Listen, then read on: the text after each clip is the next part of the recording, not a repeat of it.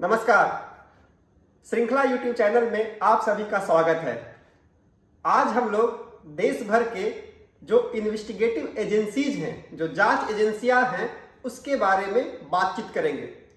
भारत में बहुत सारे इन्वेस्टिगेटिव एजेंसीज काम करती है जो कि अलग अलग मंत्रालयों के अंतर्गत आती हैं, जैसे CBI, income tax, narcotic control bureau, enforcement directorate, ऐसे बहुत सारे एजेंसीज हैं। आज हम लोग बात करेंगे ईडी के बारे में, इन्फोर्समेंट डायरेक्टरेट के बारे में, जिसे हिंदी में प्रवर्तन निदेशालय कहा जाता है। और आज बात करना इसलिए भी जरूरी है कि आप लोग, हम सभी पिछले कई माह में सुने होंगे कि ईडी के छापे कहां कहां पड़ रहे हैं, ईडी कितने लोगों की गिरफ्तारियां की हैं, और बहुत सारे ऐसे मामले, बहुत सारे ऐसे राजनीतिक बयानबाजी भी आपने सुना होगा कि ईडी इस तरीके के काम कर रही है। लेकिन शायद बहुत कम लोग ऐसे होंगे जो ईडी किस कानून के अंतर्गत अपना काम करती है, किस मंत्रालय के अंतर्गत वह अपना काम करती है, उसके पावर एंड फंक्शंस क्या है, उसके बारे में जानती हो। इसलिए इस वीडियो के माध्यम से हम बताना चाहते हैं कि ईडी जो है वह बेसिकली किस कानून पर आधारित है। तो इसके विभिन्न दायित्वों के बारे में, विभिन्न नियमों कानूनों के बारे में आज हम इस वीडियो के माध्यम से चर्चा करेंगे। तो ईडी के बारे में चर्चा करें तो जरूरी यह है कि यह बेसिकली आता है मिनिस्ट्री ऑफ फिनांस के अंतर्गत। वित्त मंत्रालय का जो राजस्व विभाग है, जो रेवेन्यू डिपार्टमेंट है, इसके अंतर्गत यह काम करता है। और इसके हेडक्वार्टर नई दिल्ली में है। जो डायरेक्टर रैंक के अधिकारी जो होते हैं उसके हेड होते हैं। और इसके रीजनल ऑफिसेज के बारे में बात करें तो 5 इसके रीजनल ऑफिसेज हैं जो देश के अलग अलग भाग में अवस्थित हैं, जैसे कोलकाता, दिल्ली, मुंबई, चेन्नई और चंडीगढ़ में इसके रीजनल ऑफिसेज हैं। इसके अलावा 16 इसके जोनल ऑफिसेज हैं और 14 अलग अलग शहरों में इसके सब जोनल ऑफिसेज हैं, जो पिछले कुछ सालों में इसका जो एक हॉरिजॉन है, उसका जो एक विस्तार क्षेत्र है, को दर्शाता है कि किस तरीके से इसके दायित्वों में विस्तार हुआ है। अगर बात करें कि ईडी जो है वह काम क्या करता है, तो basically ED is a multi disciplinary organisation. यह एक इस तरीके का ऑर्गेनाइजेशन है जो बहुत सारे मुद्दे को लेकर वह काम करता है, लेकिन 2 जो मुद्दे हैं वह प्रमुख रूप से यह डील करता है। यह जो 2 मुद्दे हैं वह एक मनी लॉन्ड्रिंग से संबंधित है और दूसरा फॉरेन एक्सचेंज से संबंधित है। अब बात करना यह भी बहुत जरूरी है कि what is money laundering. Money laundering क्या है? तो मनी लॉन्ड्रिंग के बारे में अगर आप बात करें तो भारत से कुछ ऐसे धन जो कि ब्लैक मनी हो, जो कि इल्लीगल मनी हो, उसको विदेश में ट्रांसफर कर दिया जाता है, विदेश में भेज दिया जाता है, और वहां पे छोटे छोटे टुकड़ों में उसको बांट करके कुछ ऐसे सेल कंपनीज बना दिए जाते हैं, और फिर वहां से उस पैसे को भारत भेजा जाता है, भारत में इन्वेस्टमेंट कराई जाती है, उसको व्हाइट मनी बनाकर, जो कि बेसिकली भारत के इकोनॉमिक कंडीशंस को इनस्टेबल करने में उसकी भूमिका होती है। दूसरा, फॉरेन एक्सचेंज से संबंधित ऑफेंस जो होते हैं वह इसकी जांच करता है। फॉरेन एक्सचेंज किसी भी देश के लिए बहुत ही जरूरी होता है कि जिस देश का फॉरेन एक्सचेंज रिजर्व ज्यादा होता है उस देश की इकोनॉमिक कंडीशन मानी जाती है कि बहुत ही सुदृढ़ है, बहुत ही मजबूत है। अगर रिसेंट एग्जांपल आप देखें तो श्रीलंका और पाकिस्तान अपने फॉरेन एक्सचेंज उसका जो बहुत कम हो गया, इस कारण से वहां पे बहुत सारा आपने देखा होगा कि किस तरीके से वित्तीय संकट आ गया। और फॉरेन एक्सचेंज में अगर आप देखें तो कोई भी देश चाहता है कि हमारा जो सामान है वह दूसरे देशों में ज्यादा से ज्यादा जाए, लेकिन जब सामान तो यहां से ज्यादा भेजा जाता है, लेकिन उसके बनिस्पत जब वहां से डॉलर्स या वहां से पाउंड देश में नहीं आता है तो वो फॉरेन एक्सचेंज रेगुलेशंस को वायलेट करता है। और इन 2 मुद्दों पे बेसिकली वित्तीय हेरा फेरी अगर होती है तो उसको जांच करने के लिए, उसकी देखरेख करने के लिए ईडी हमेशा से काम करता है। और अगर हिस्ट्री इसकी देखें, इसके इतिहास देखें कि ईडी की शुरुआत कैसे हुई, वह किस तरीके से आगे बढ़ा, प्रवर्तन निदेशालय जिसको कहा जाता है, तो 1 मई 1956, मई 1, 1956 को इन्फोर्समेंट यूनिट के नाम से डिपार्टमेंट ऑफ इकोनॉमिक अफेयर्स, जो कि वित्त मंत्रालय के अंतर्गत आता है, उसकी शुरुआत हुई। 1 मई 1956 को इन्फोर्समेंट यूनिट के रूप में इसकी शुरुआत होती है और 1957 में इसको रीनेम करते हुए इसका नया नाम देते हुए इसको प्रवर्तन निदेशालय कर दिया गया, जो आज ईडी के नाम से जाना जाता है, इन्फोर्समेंट डायरेक्टरेट के नाम से जाना जाता है। और 1960 में जो इकोनॉमिक अफेयर्स मिनिस्ट्री के अंतर्गत ये काम कर रहा था, अब उसको डिपार्टमेंट ऑफ रेवेन्यू के अंतर्गत कर दिया गया 1960 में।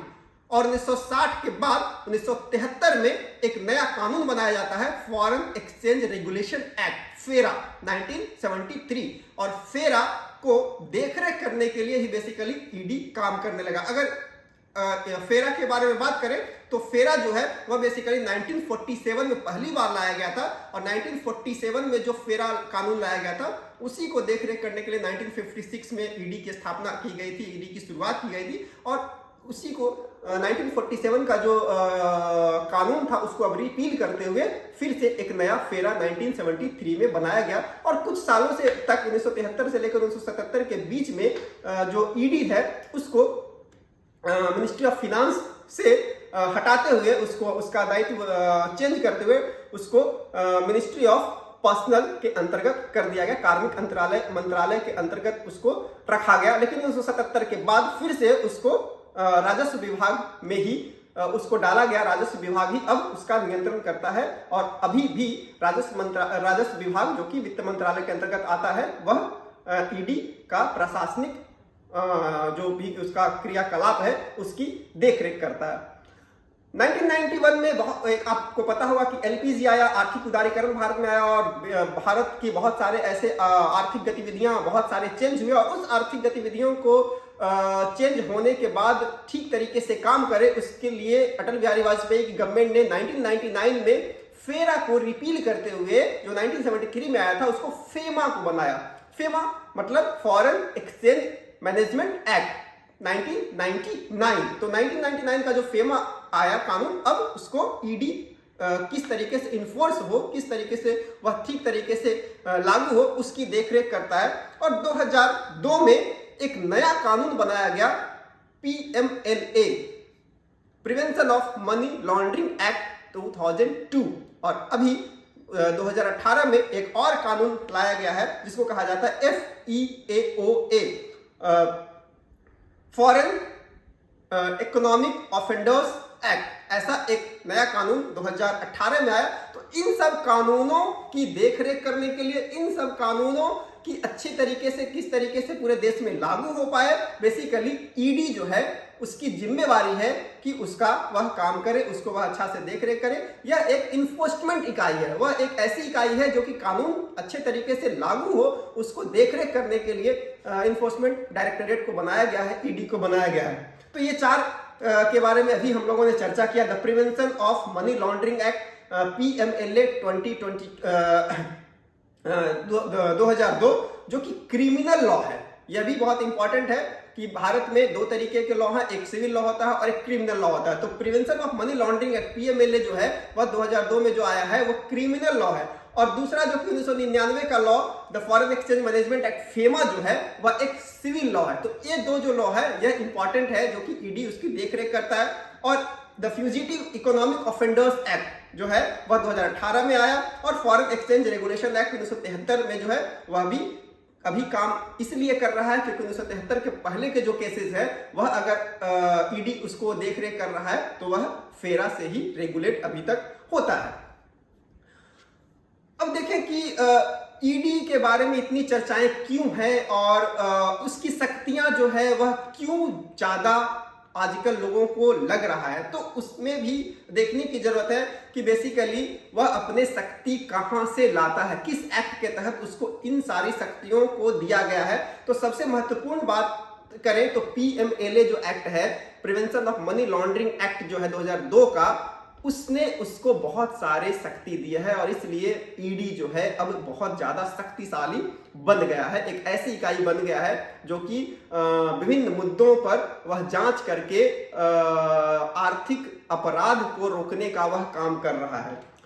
महत्वपूर्ण बात यह है कि जो पहले आप सुनते होंगे कि सीबीआई के रेड्स पड़े, सेंट्रल ब्यूरो ऑफ इन्वेस्टिगेशन जो मिनिस्ट्री ऑफ होम के अंतर्गत आता है, वह बहुत सारे इस तरीके के इन्वेस्टिगेटिव काम करता था, लेकिन उसमें सीमितता यह थी, लिमिटेशंस यह था कि स्टेट गवर्नमेंट, जो कंसर्न स्टेट होता है, उसकी जरूरी होती थी कि उसके बिना पूछे हुए उस स्टेट में वह काम नहीं करता था, वह जाता नहीं था, वह रेड नहीं करता था। लेकिन ईडी जो है वह डायरेक्टली किसी भी स्टेट में अपना काम कर सकता है without the permission of state government. तो ये बहुत महत्वपूर्ण है कि कोई भी जो किसी भी राजनीतिक पार्टी का जो वहां पे मुख्यमंत्री है और वह नहीं चाहता है कि उसका सीबीआई का इंटरवेंशन हो या किसी भी जांच एजेंसीज का इंटरवेंशन हो, तो वह मना कर देता था, सीबीआई उसके अंदर का वहां पे नहीं जाती थी। लेकिन ईडी में यह जरूरी नहीं है कि स्टेट गवर्नमेंट उसको प्रायर उसको परमिशन दे, वह बिना परमिशन को भी ईडी वहां पे जांच कर सकती है और रेड कर सकती है और बहुत सारे संपत्ति को वहां पे सीज कर सकती है।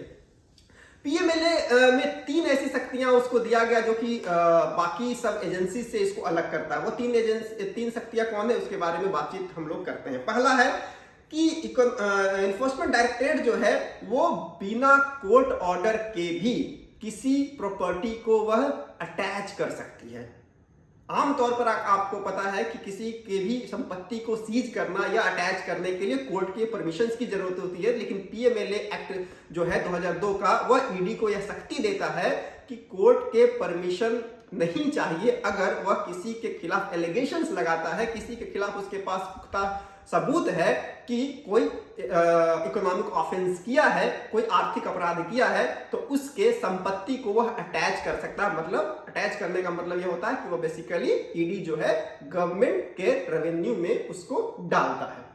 दूसरा जो है वो बेसिकली यह है कि इंडियन एविडेंस एक्ट में माना जाता है कि एविडेंस जो होता है वह जो व्यक्ति का जो स्टेटमेंट होता है वह पुलिस के सामने दिया हुआ स्टेटमेंट जो होता है वह मान्य नहीं होता है, वह मजिस्ट्रेट के सामने दिया हुआ स्टेटमेंट ही एविडेंस के रूप में देखा जाता है। लेकिन पीएमएलए एक्ट 2002 के अनुसार ईडी के ऑफिसर्स के सामने भी स्टेटमेंट अगर कोई देता है तो उसको कोर्ट ऑफ लॉ में एविडेंस के तरह यूज किया जा सकता है। तो यह भी एक बहुत ही महत्वपूर्ण इसको शक्ति दिया गया है। और तीसरा बहुत ही इंपॉर्टेंट जो बात है कि आमतौर पे जुडिशियल सिस्टम में आपने सुना होगा कि व्यक्ति जो है इनोसेंट अनटिल प्रूवन गिल्टी माना जाता है, कि व्यक्ति को जब तक दोषी साबित आप नहीं करते हैं तब तक वह निर्दोष माना जाता है। आमतौर पर जुडिशियल सिस्टम में यह होता है। लेकिन पीएमएलए एक्ट 2002 के अनुसार अगर किसी के खिलाफ एलिगेशंस ईडी ने लगाया है, किसी के खिलाफ कार्रवाई किया है, तो इसमें गिल्टी अनटिल प्रूवन इनोसेंट होता है। मतलब कि व्यक्ति तब तक दोषी है जब तक वह निर्दोष साबित नहीं हो जाए, और इनोसेंट जो प्रूव करने का जो दायित्व है वह उस व्यक्ति पे होता है। कि मान ले जाए कोई व्यक्ति या किसी भी ग्रुप पे ईडी ने एलिगेशंस लगाया है, तो उस व्यक्ति को साबित करना है कि वह मनी लॉन्ड्रिंग नहीं किया है या फॉरेन एक्सचेंज का कोई भी वायलेशन नहीं किया है। तो यह जो 3 बिंदु है वह ईडी को बहुत ही शक्तिशाली बनाता है। और यह 3 बिंदु कहां से आता है? पीएमएलए से, prevention of money laundering act 2002 से। अब बात करते हैं कि पीएमएलए आखिर क्यों 2018 में आया। तो पीएमएलए अचानक से सरकार ने नहीं लाया, बल्कि basically India is a signatory member of international agreement that is called FATF, foreign action task force. Foreign action task force 1989 में आया और भारत बाद में उसका सदस्य बना, सिग्नेटरी मेंबर बना। अभी फॉरेन एक्शन टास्क फोर्स जो है बेसिकली मनी लॉन्ड्रिंग से संबंधित, जो हवाला से संबंधित बहुत सारे ऐसे जो केसेस बहुत सारे देशों में हो रहा है, और आप जानते होंगे कि किस तरीके से टेररिज्म का भी जो फंड किया जाता है, ऐसे पैसों से फंड किया जाता है, तो उसको रोक लगाने के लिए अंतर्राष्ट्रीय जगत में इसको बनाया गया है और सभी देशों को बाइंडिंग बनाया गया है कि जो भी इसके सिग्नेटरी मेंबर हैं कि अगर उसको वह साइन करता है तो वहां पर कुछ न कुछ उसके लिए एक्ट बनाने होंगे, कानून बनाने होंगे और कानूनी प्रावधान करने होंगे। और चूंकि इसके मीटिंग्स बार बार और इंटरवल्स पे, रेगुलर इंटरवल्स पे होते हैं और देखा जाता है कि वह जो देश है वह किस तरीके से एक्शंस ले रहा है, इसलिए 2018 में भारत को भी एक कानून लाना पड़ा, जो कि आपने सुना होगा, फ्यूजिटिव ऑफेंडर्स एक्ट, और 2002 में उसके लिए कानून लाया गया था, पीएमएलए 2002।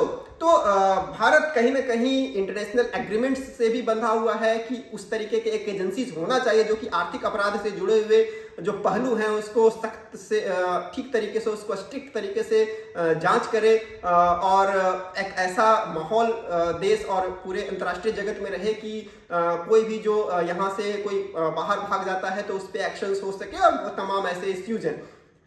तो इस वीडियो में बेसिकली हमने यह समझने का कोशिश किया कि ईडी जो है, इन्फोर्समेंट डायरेक्टरेट जो है, प्रवर्तन निदेशालय है, जो किस तरीके से काम करता है, किस कानून के अंतर्गत इसको सख्तियां दी गई है और ऐसे तमाम मुद्दे के बारे में हमने चर्चा किया।